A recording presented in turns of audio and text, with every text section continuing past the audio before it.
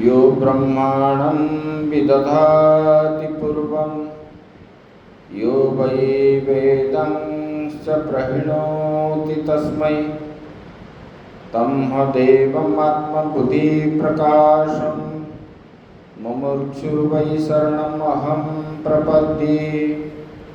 ॐ शान्ति शान्ति शान्ति। शङ्करं शङ्कराचार्यं केशवं बादरायणं सूत्रभाष्यकृतौ वन्दे भगवन्तौ पुनः पुनः। ईश्वरो गुरुरात्मेति मूर्तिभेदविभागिने व्योमवद्व्याप्तदेहाय दक्षिणामूर्तये नमः। ध्याये नित्यं महेशं रजतगिरिनिभं चारुचन्द्रावतंसं रत्नाकल्पज्वलाङ्गं परशुमृगवराभीतिहस्तं प्रसन्नं पद्मासीनं समन्तास्तुतममरगणैर्व्याघ्रकृतिं वसानं विश्वाद्यं विश्ववन्द्यं निखिलभयहरं पञ्चवक्त्रं त्रिनेत्रम्। नमो देव्यै महादेव्यै शिवायै सततं नमः। नमः प्रकृतिभद्रायै नियता प्रणतास्मताम्। बोलिए सच्चिदानंद भगवान की जय। सद्गुरुदेव महाराज की जय। ओम नमः पार्वती पतये हर हर महादेव। विश्व नियंता परम ब्रह्म परमेश्वर भगवान शिव जी के श्री चरणों में सत सत नमन करते हुए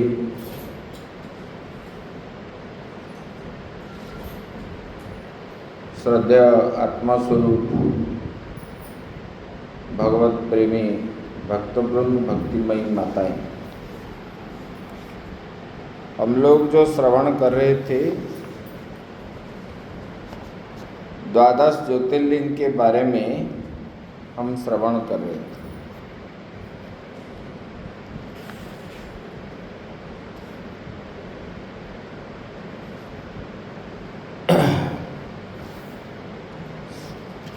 ये जो लिंग है, लिंग मतलब पहले भी बताया गया है, लिंग मतलब चिन्ह।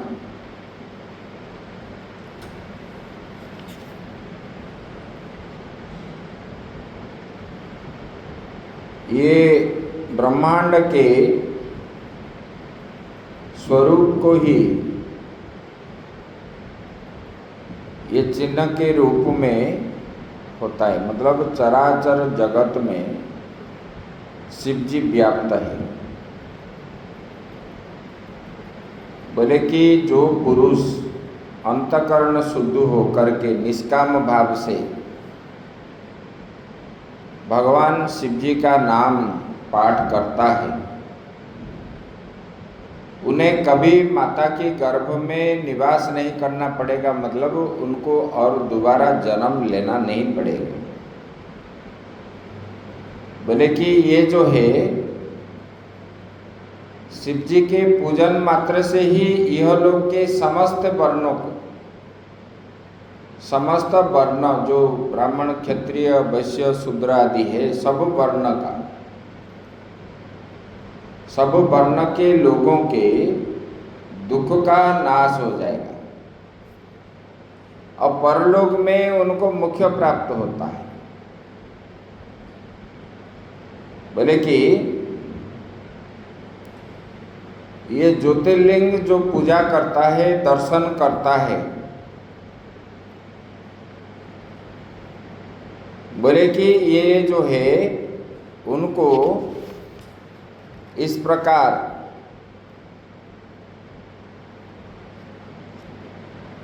मोक्ष की प्राप्ति होती है। इसलिए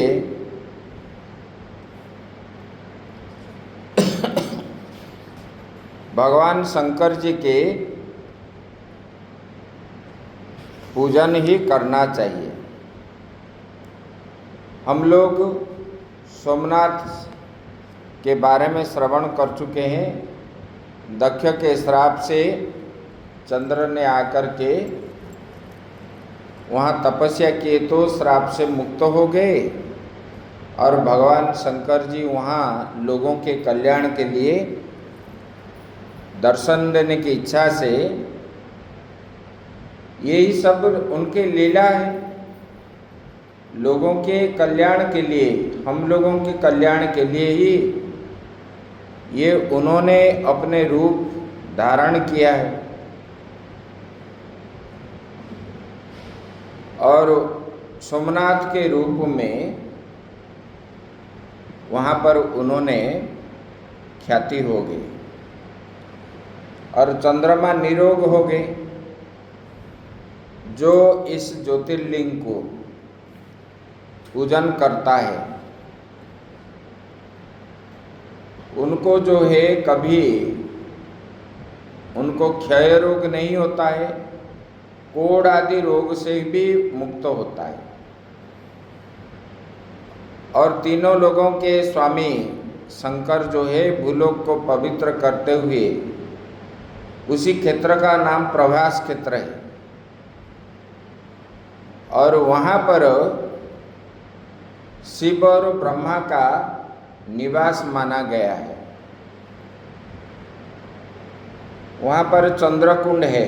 वो चंद्रकुंड में स्नान करके जो सोमनाथ जी का दर्शन करता है, पूजा करता है, बोले कि ये जो है 6 महीना तक अगर जो करता है उनका सब कुछ नष्ट हो जाता है, ऐसे बताया गया। और ये मल्लिकार्जुन की बात जो आया,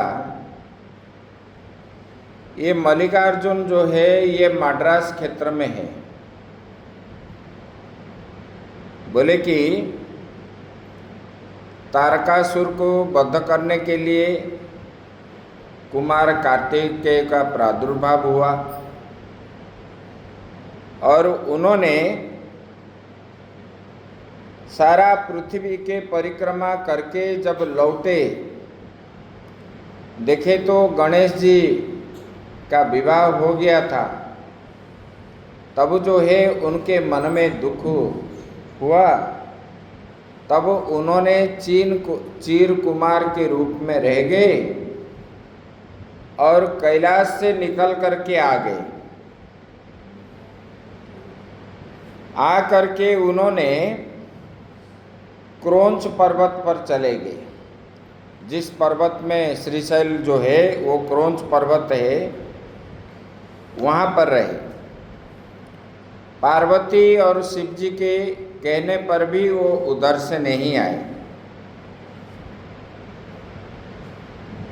और वहाँ पर उन्होंने ज्योतिर्मय रूप में प्रतिष्ठित हो गए। और भगवान शिव जी और माता पार्वती जी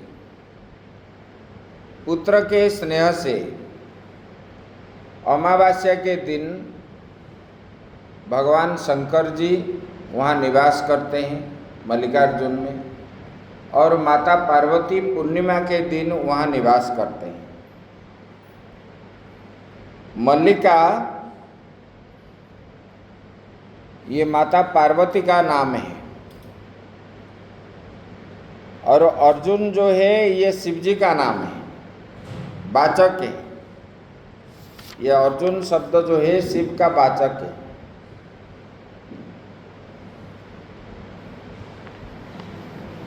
बोले कि तीसरे ज्योतिर्लिंग जो है उसी का वर्णन करते हैं। महाकाल के उज्जैन में जो महाकालेश्वर है वो उज्जैन का दूसरा नाम है अवंती।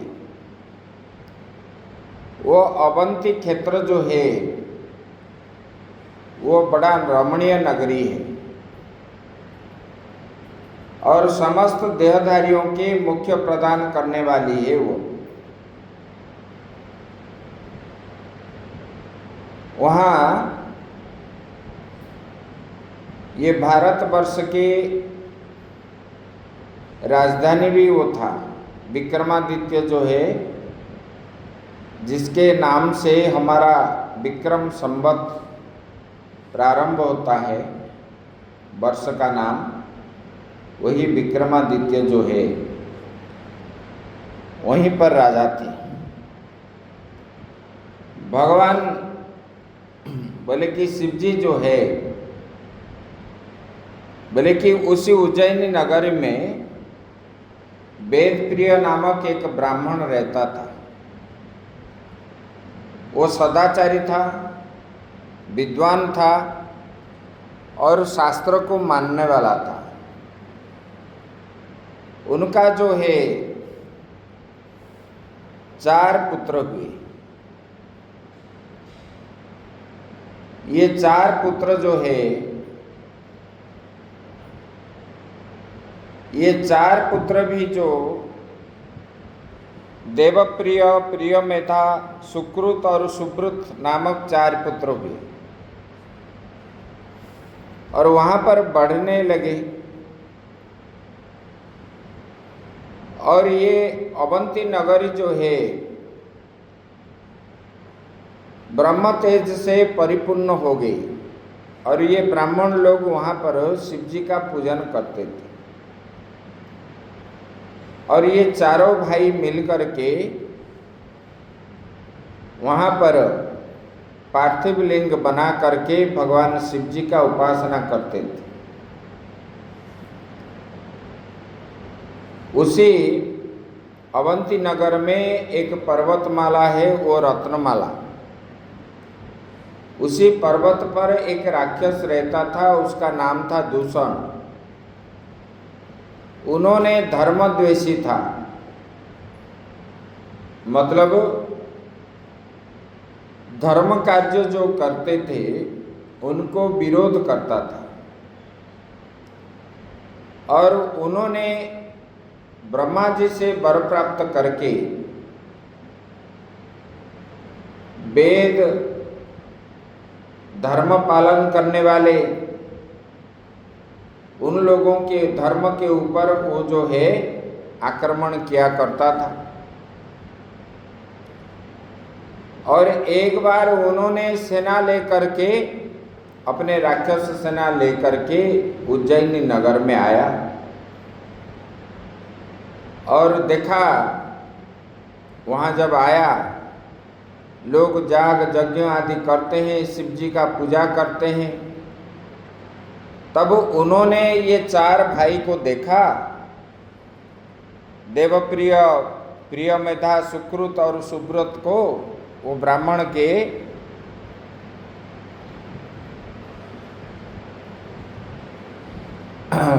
चार पुत्र जो है पार्थिव लिंग को पूजा कर रहे थे और उन्होंने शिव पूजन में मग्न थे, उन्होंने ध्यान नहीं दिए।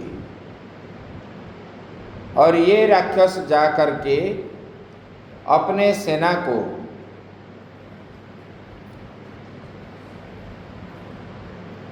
आदेश दिया कि इनको मार डालो। जब इस प्रकार आदेश देने लगा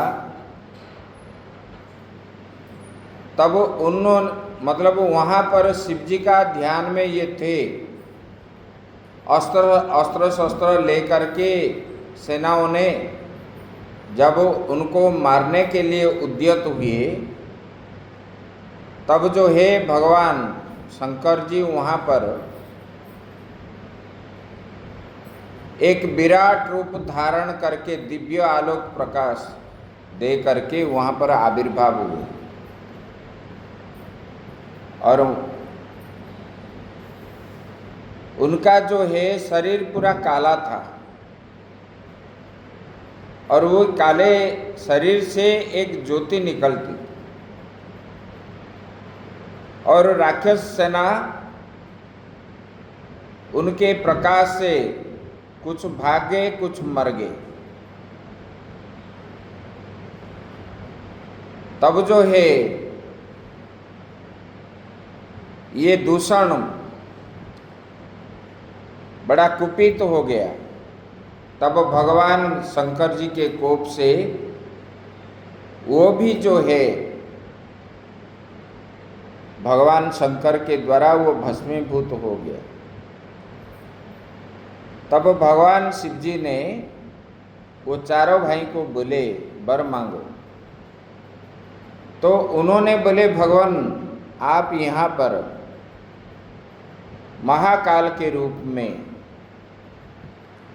आप सदा सर्वदा भक्तों का कष्ट निवारण के लिए आप कृपा करके यही दर्शन दें।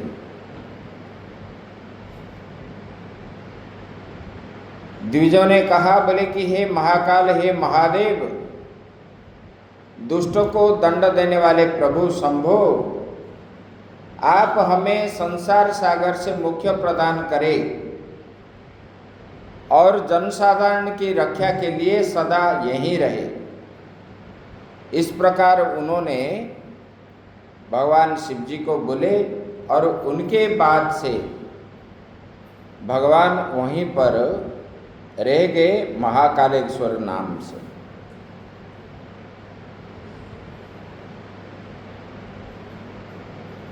तो ये जो है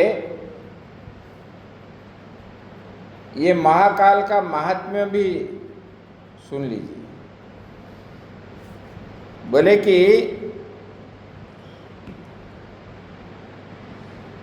उसी उज्जैन नगर में एक राजा था, चंद्रसेन नामक महान राजा था। संपूर्ण शास्त्रज्ञ था, शास्त्र के तत्वज्ञ और शिव भक्त था और जितेंद्रिय था। और उन्होंने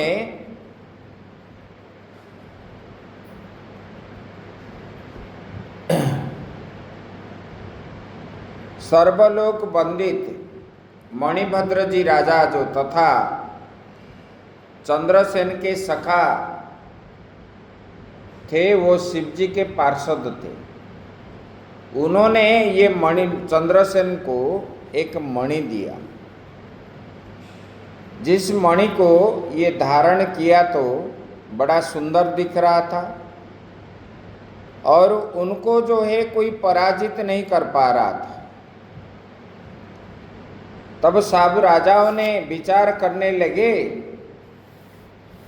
बोले कि ये मणि होने पर ही चंद्रसेन को कोई जीत नहीं पा रहा है, तो उनसे युद्ध करके ये मणि उनसे छीन ले। तब जो है चारों ओर सब राजा मिलकर के वहाँ पर आ गए और आकर के अवंती नगर के चारों द्वारों को घेर लिए। जब चंद्रसेन को ये पता चला तब उन्होंने महाकाल के पूजा में वो बैठ गया तो और आराम से पूजा करने लगे महाकाल की। धूप दीप चंद सब जो षोडशोपचार के पूजा दे करके उन्होंने पूजा करने लगा। उसी अवंती नगर में एक गरीब ग्वालिन रहती थी। उन्होंने सुना कि राजा ने महाकाल को पूजा करने के लिए गए हैं, तो उन्होंने अपने 5 साल के बच्चे को लेकर के महाकाल का दर्शन करने के लिए जब गया, महाकाल का दिव्य रूप दर्शन किया उन्होंने। राजा पूजन कर रहे थे, उस समय उनका जो है महाकाल के दिव्य रूप दर्शन किया उन्होंने। राजा आंख बंद करके वो पूजन कर रहे थे और भगवान शंकर जी दिव्य रूप धारण करके वहाँ पर बैठे, मतलब खड़े हुए थे। तब ये दर्शन जब किया, तब वो ग्वालिन और उनके बेटे भगवान शिव जी को प्रणाम करके घर पर आए। वो ग्वालिन अपने पलंग पर सोया था। उनका बेटा भगवान शंकर जी का स्मरण करके बैठा था। देखा तो उनके घर में भी एक प्रकाश आया। वो बेटा घबरा गया और उनको दर्शन भी किया महाकाल जी को। उसके बाद आंख बंद करके वो देखा। जब आंख खोला तो उन्होंने दिव्य वस्त्र धारण किया है और उनके शरीर में सोना, मोती, हीरा, नीला आदि से भरा हुआ था। तब घर के बाहर आया, देखा तो घर को वो एक दिव्य भुवन, जो कुटिया आदि थी वो कुटिया चली गई, दिव्य भुवन बन गया था। जब उन्होंने अपने माता के पास आए तो देखा उन्होंने एक दिव्य पलंग पर सोया हुआ है, दिव्य वस्त्र परिधान किया और उनके शरीर में मूल्यवान मणि माणिक्य से युक्त अलंकार आदि भरा हुआ था। माताजी को जब उठाया तब माताजी भी देख करके आश्चर्य हो गई। और दिव्य भुवन हर जगह में, हर स्थान पे सब व्यवस्था जो जो जैसा जैसा है इस प्रकार होने लगा। और ये बात प्रकट हो गई, ये सब महाकाल की कृपा है। तो बोले कि इस नगरी में रहने वाले भक्तों के प्रति महाकाल का अगर इतना कृपा है तो फिर राजा के प्रति महाकाल का कितना कृपा नहीं होगा। जो राजाओं ने आए थे अपने दूतों के द्वारा सुनने लगे, बोले कि अरे ये तो शिव भक्त है, इनके ऊपर अगर हम आक्रमण करेंगे तो हम शिवद्रोही हो जाएंगे। तब ये राजाओं ने अपने अस्त्र शस्त्र त्याग करके वो ग्वालिन के घर कैसा है देखने के लिए आए। और जब देखे वो झोपड़ी के बगैर उनका जो दिव्य महल देखे और शिव भक्त उनके पुत्र और माता ने महाकाल को पूजा कर रहे हैं, ये सब देख करके उनको अचंभित हो गया। और उन लोगों ने जा करके महाकालेश्वर का दर्शन किया। फिर जो है चंद्रसेन राजा के पास आकर के क्षमा याचना किए और राजा ने उनको स्वागत सत्कार आदि किया। इसी प्रकार महाकाल का प्रभाव है। महाकाल का प्रभाव से बहुत कुछ मिलता है। उसके बाद ओंकारेश्वर और ममलेश्वर है।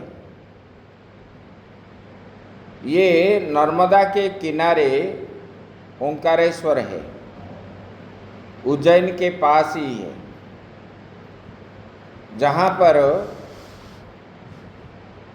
अपने आदिगुरु शंकराचार्य ने संन्यास दीक्षा लिए थे।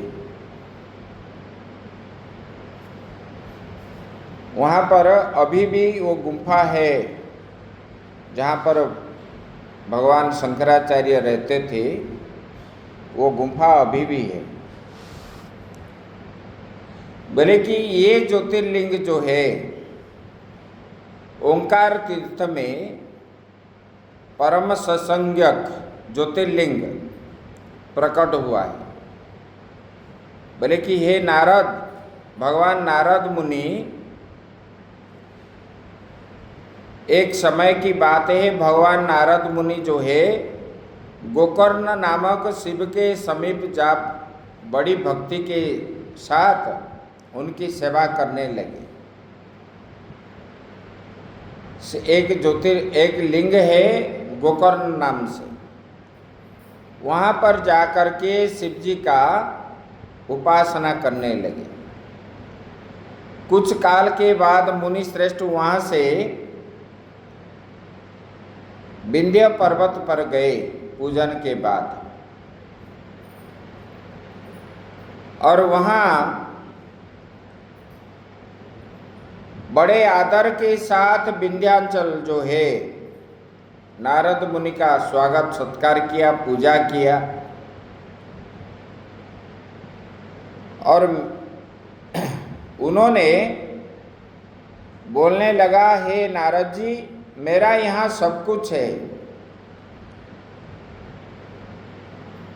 ये विंध्याचल के नारद जी को इसी प्रकार भाव से जो कहा, नारद जी बोले कि हे अभिमानी, मेरू के शिखर पे जो चीज है मेरू पर्वत के, तू उसी के बराबर नहीं हो पाएगा। इस प्रकार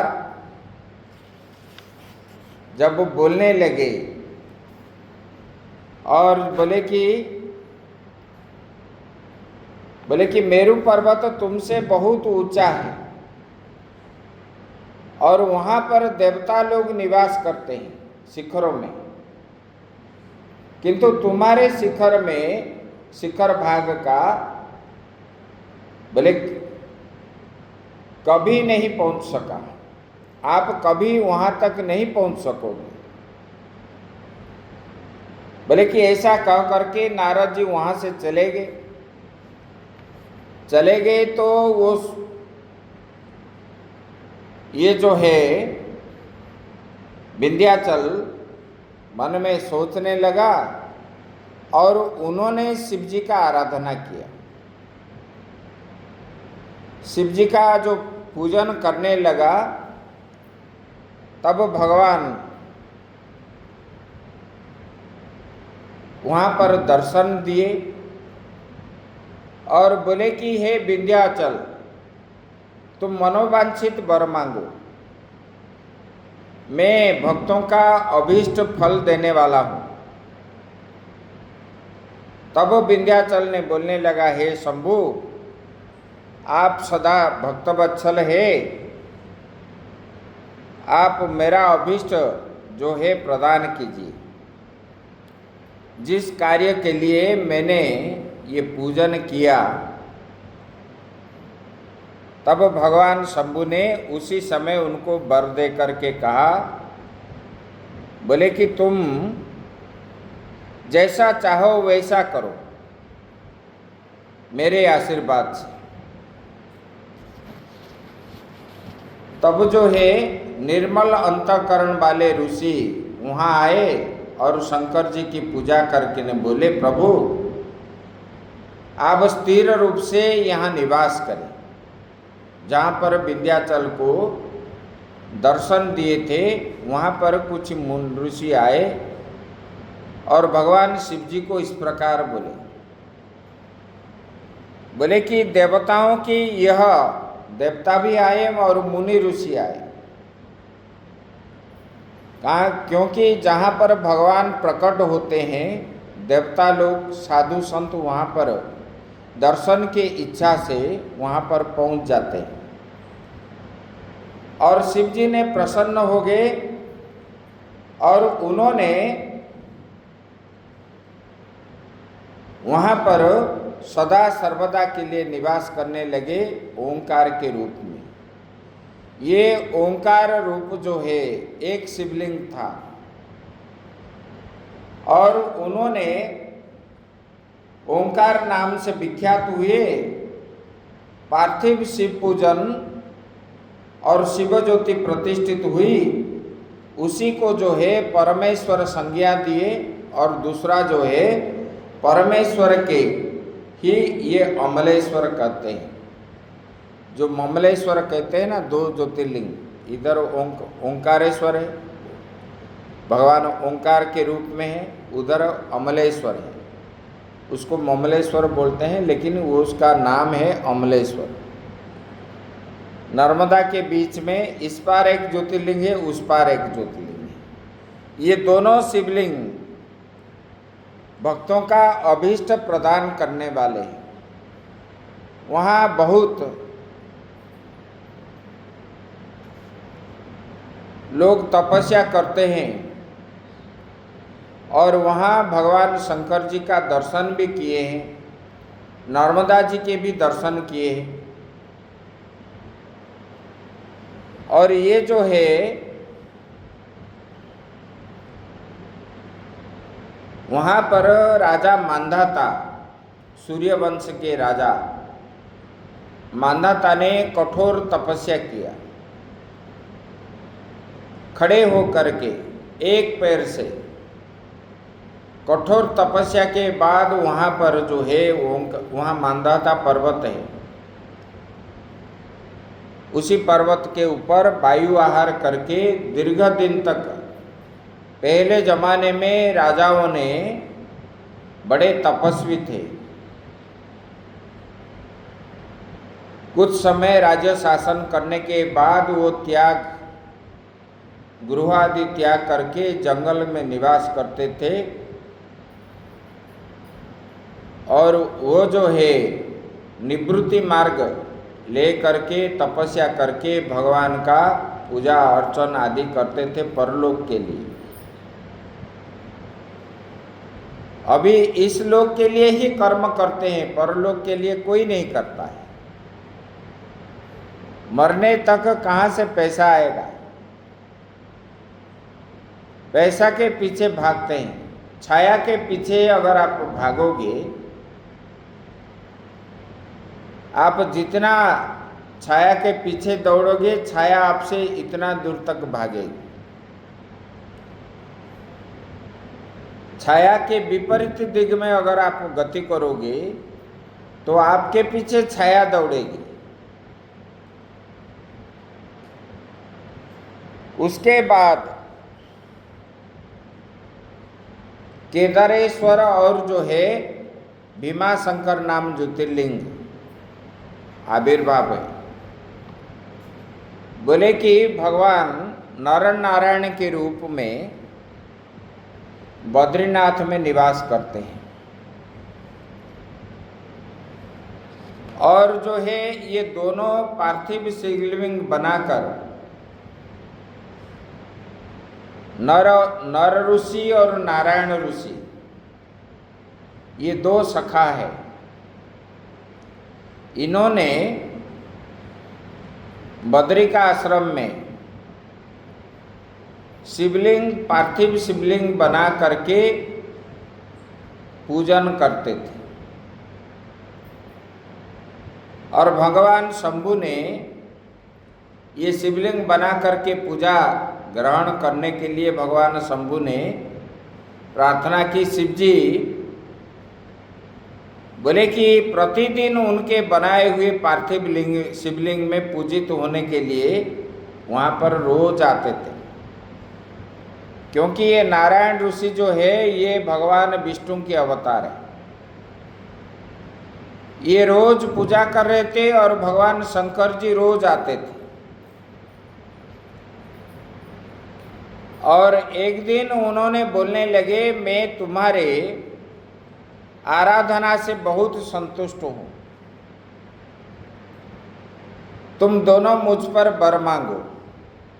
तब ये दोनों ऋषि, नारायण ऋषि और नर ऋषि जो है, ये नर नारायण ने बोलने लगे, बोले कि लोगों के हित के लिए हे देवेश्वर, आप यहाँ रूप धारण करके अपने स्वरूप से पूजा ग्रहण करने के लिए यहाँ स्थित हो जाइए। तब जो है उन दोनों के अनुरोध से भगवान वहाँ ज्योतिर्लिंग के रूप में बोले कि केदार तीर्थ के नाम से वहाँ पर केदारेश्वर भगवान हो गए। इसी प्रकार वहाँ रहने लगे। और वहाँ पर जो जाता है, केदारनाथ भगवान को जो दर्शन करता है, उनका पुनर्जन्म नहीं होता है। जाते समय अगर कोई वहीं पर शरीर त्याग देता है तो भगवान शिव जी के पास ही वो चला जाता है। जाते समय भी उनका शरीर नष्ट हो जाता है तो उनको भी मुक्ति मिलती है, मोक्ष पा जाता है। केदारस्य भक्ताये मार्गस्थास्य त्यवै मृता तेपि मुक्ता भवन्त्येव नात्र कार्या विचारणा। बोले कि केदारस्य भक्ताये, जो भगवान केदारनाथ के भक्त है, वो जाते समय मार्ग में ही उनका मृत्यु हो जाती है तो उनको जो है भगवान मोक्ष प्रदान करते हैं। जो केदारेश्वर की पूजा करता है प्रेम पूर्वक वहाँ पहुँच करके, बोले कि मनुष्य का फिर जन्म नहीं होता है, वो मोक्ष को प्राप्त हो जाती है। उसके बाद बोलने लगे, बोले कि कामरूप देश में आजकल जो है महाराष्ट्र में है, पूना के पास, बोले कि एक कामरूप देश में वो ज्योतिर्लिंग है, वो है भीमाशंकर। बोले कि एक पूर्व काल में एक राक्षस था, उनका नाम था भीम, और उन्होंने धर्म का विध्वंस करने वाला था। बोले कि ये भीम जो है कुंभकर्ण के पुत्र था और उनके माता का नाम था कर्कटी। एक दिन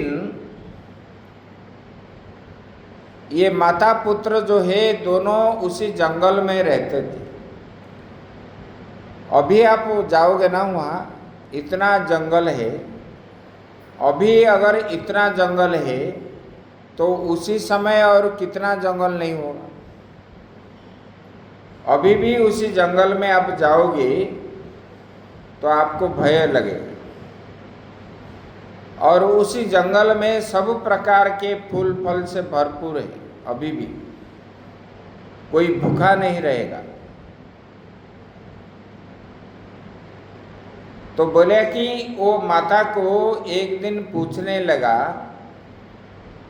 तो बोले कि हे माता, तुम यहाँ अकेली रहती हो, मेरा पिता कौन है? बोले कि वो कहाँ है और अकेली क्यों रहती हो, ये सब मैंने जानना चाहता हूँ। तब जो है उनके माता कर्कटी ने बोलने लगी, बेटा आपके पिता जो है ये रावण के छोटे भाई कुंभकर्ण है, और वो आपके पिता जो है वो पिता को उनके बड़े भाई के साथ भगवान राम ने मार डाला।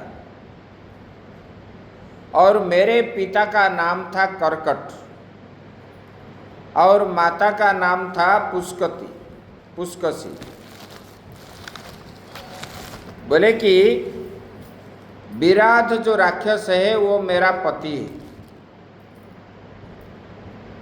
जिन्हें पूर्व काल में भगवान राम ने उनको मार दिए। और मेरे प्रिय स्वामी को मारे जाने पर एक दिन मेरे माता पिता अगस्त्य मुनि के शिष्य जो है सुतीक्ष्ण अपना आहार बनाने के लिए गए, और सुतीक्ष्ण जो है बड़े तपस्वी थे